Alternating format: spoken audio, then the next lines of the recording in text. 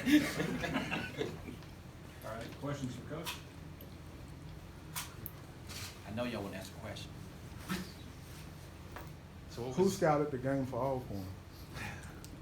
Coach Medlock. Coach Medlock is a scout on this game, and we're ready to get prepared to play the next game. And the Oregon game is over, and we're on to Alcorn State. what's your reaction to yesterday's news that James has been ruled ineligible and they're kind of going through the NCAA process? Well, obviously, all of this is tough, but we support James on everything. We obviously understand the difficulty for an 18-year-old to be going through this, and the NCAA has a job to do. But at the end of the day, we support what James and his family and his representation wants to do. With you guys, obviously that lawsuit being withdrawn, do you guys regret any of the course action you guys took initially to have him play? Not at all. Hey, did this affect James on the court? I know it affected him off the court mentally, but do you think it affected him on the court? He had some good numbers, but do you think he could have been better if this hadn't been over his head? Obviously as an 18-year-old, there got to be a lot of stuff going through your head. And, I'm sure he reads and sees what's going on. He can't understand it. People who he thought they were on his side and thinking like, man, I'm just a kid. He's found out that it's a very harsh world and people have jobs to do. So obviously I'm sure it could get him down a little bit, for sure. Do you know what the ultimate resolution is with James, when you're going to have him back? Do you have any We haven't heard anything, and that's what we're waiting on. That's what's been the biggest problem. We want to know. And what's your approach with the guys you have? Obviously, you got to win games with the guys you have. Well, no, we've been here, in the two exhibition games. We went to the Bahamas without James. Obviously, the rest of the crew is well prepared to go out and play. We'd love to have him, but until we find out, the other guys are more than ready to go. How would the roles change for each person, and who would you rely on more so than other in the absence of James? I think the roles they changed last time because we put pressure at the 5. We really don't want to do that much. We're going to have to ask Lance Thomas and Isaiah Maurice to just really step it up at the 5 spot, because we kind of want to keep Precious in his regular position. If we have to go to the 5, then that just means that we're just desperate to have to do that. But as far as everybody else, it's just next man up. I think that as a collective crew, we're going to have to do it as a team and not individually. In hindsight, do do you expect to hear? Any sense of when you expect to hear the ultimate resolution? Man, when you find out, let me know. We're still waiting on Isaiah Stokes, so man, we're just in limbo right now. Do you think that in terms of recruiting, in terms of your brand, that this has helped the program because you're standing up for your guy, or that the uncertainty has hurt the program? How do you feel about No, that? I think it helps because they understand that I'm with my guys, and I have my guys back. And I think this was been lost in this whole thing. Obviously, the way that they reneged on their original decision, they would make a horrible stage partner. How frustrating is just that part of it, that the reversal? It's just how the NCAA works, and we just have to respect that. And any update on the home and home with Kentucky and Cal? We haven't even visited that at all.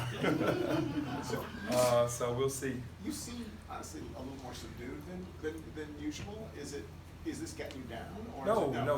That's one thing that you'll never see from me because, we see the situation, and all I want to do is coach at my alma mater, Right. for a city that I love, a school that I love, and all James want to do and the boys want to do is play basketball. That's pretty much all we want to do. You have gotten a lot of support from. You talk about he doesn't know who his friends are. There's been a lot of people around the country who've said, "Go Memphis, go James." I think I definitely love that part because this is difficult on the city, it's difficult on the school, definitely difficult on James, and I'm getting through it. It's just a part of life.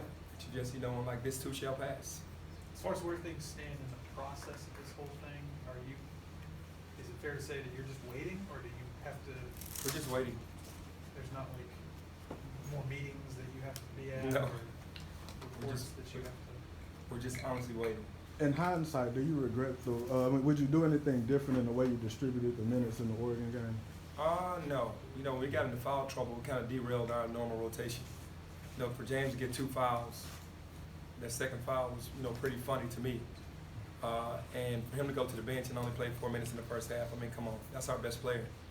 he goes to the bench, and we just have to improvise from there. So that's what happened. That's what happened with the Do rotation. you have like a plan B for if that happens again, if he gets in early foul trouble, like this is what we'll do now?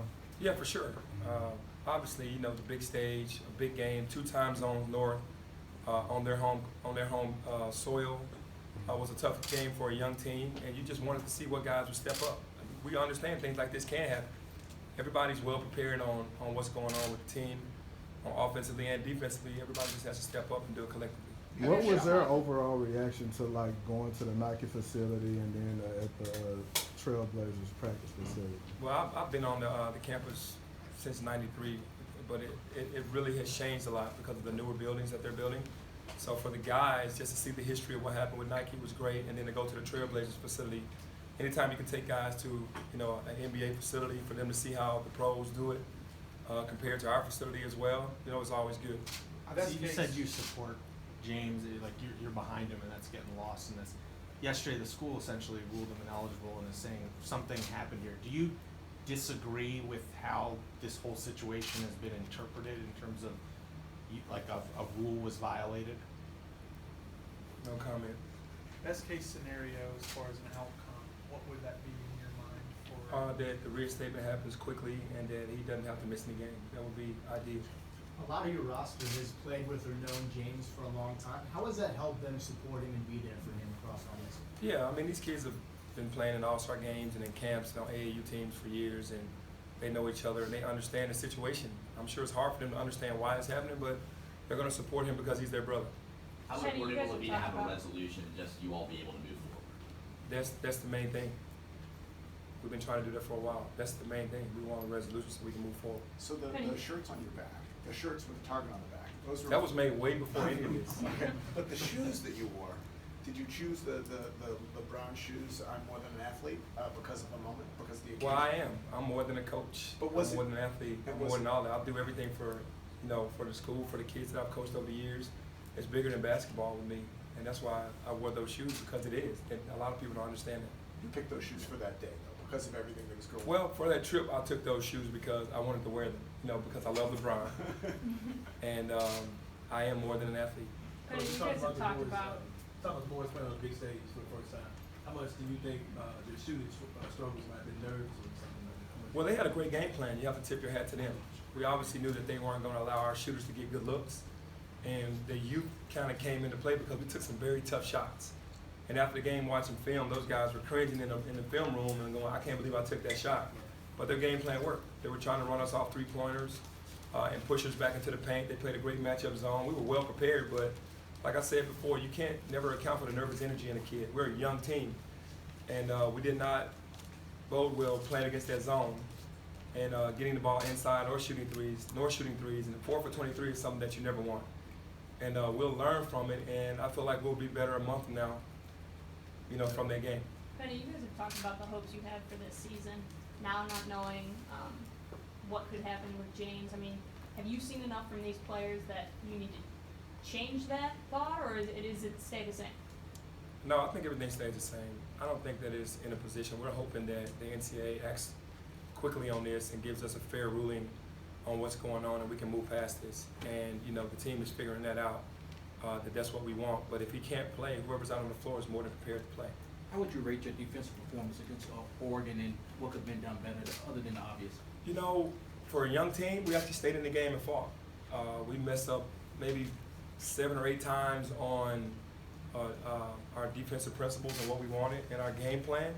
And every time we messed up, they knocked the shot down or hurt us. So, and then, you know, it was just kind of like self-inflicted wounds.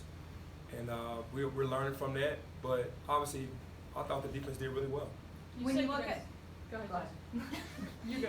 when you look at the national response to Memphis and a lot of positivity going your way throughout this entire thing, what is it about this team, this program, and mostly about James that you think kind of fostered, you know, people really being on his side in a case like this? I think they're just looking at the situation. I mean, are we all looking at the situation? Or why this is bad? I mean, I think that everybody's looking at it. I think everybody's kind of controlled their own narratives, but if you're looking at it for what it's worth, you see it. People in the country are saying how. So that's why they're on his side. Coach, you guys have obviously said, I mean, you don't regret the route you guys have taken. You guys had James back in this situation. Has he expressed anything to you directly? Kind of, just what has he said in response to you guys having his support and his back? No, he loves Dad. He's just really confused. Like, really confused. I mean, like I said, he's an 18-year-old kid. He is really, like, hurt that they're trying to take games away from him, you know, and he wants to play. All he wants to do is play basketball. But has he expressed gratitude? Yeah, oh, absolutely. He tells the players and has told me plenty of times through this entire process that, you know, he's happy for his brothers and his family and that, you know, we'll get past this. James is a very brilliant kid. He understands what's going on, but still hurts. You For a say you're young more team than going through all this, you know, you guys are still getting to know each other. Obviously, some of these guys have played a couple years together, but still young. A lot of freshmen on the squad. Going through this, does this, you know, think bond these guys? You know, is It does. I think it does. I think obviously they know that a brother's going through turmoil and our school is going through something, and you become closer, and that's what's happening right now. You're more than a coach. You're more than an athlete. So for those that don't know or may be wondering, who is Penny Hardaway? More than a coach, more than an athlete. But no, this is to me, it's a beautiful thing to be back in my alma mater, and I'm happy to be back. I want to do something special for the city and for the school, and that's all my plans were from the very beginning when I took this job.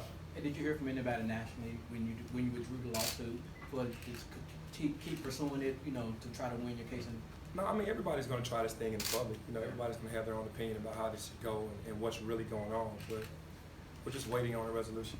Got time for one more? What about Alcorn State? Can you tell us about that? Oh, are we playing tomorrow? No, Alcorn State obviously is, you know, is a team that, you know, you've been looking around the country. Any team is capable to get hot.